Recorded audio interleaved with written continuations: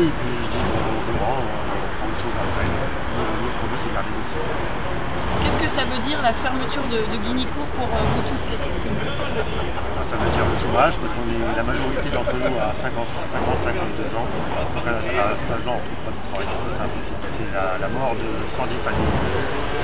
C'est ça pour la région, pour le coin, c'est quand même vraiment quelque chose d'important. Cette sucrerie, ça fait vivre les villages alentours. C'est sûr. 400 personnes.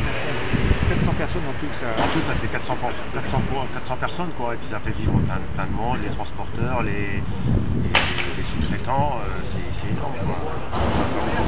Surtout dans une région de l'Aisne qui est déjà beaucoup touchée par le chômage. On parle de la Marne, des Ardennes, qui sont défavorisés, mais on va être dans le lot.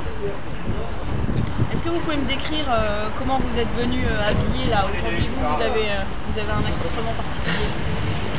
On a tous mis un peu des tenues de propreté qu'on a chez nous, des combinaisons blanches et qu'on a marqué un petit peu ce qu'on pensait derrière. Bon, c'est un peu déguisé, c'est vrai, mais c'est plutôt pour choquer les gens, pour leur faire voir qu'on veut arriver à quelque chose. Puis vous avez amené très concrètement votre outil de travail. Décrivez-moi, parce qu'on est à la radio, il n'y a pas l'image. Qu'est-ce que vous avez fait là? Pourquoi vous avez posé ça là?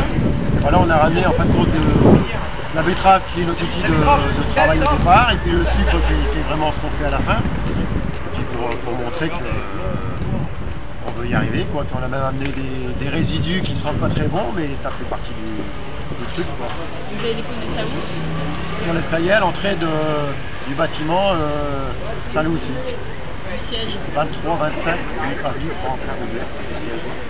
Est-ce que vous pouvez me décrire un peu le lieu où on est ici, le quartier, comparé aux endroits où vous travaillez vous avez l'impression qu'on est dans le même monde? Ah bah non, ici il y a des grands bâtiments, des belles voitures, on voit qu'il y a de l'argent. Bon, chez nous,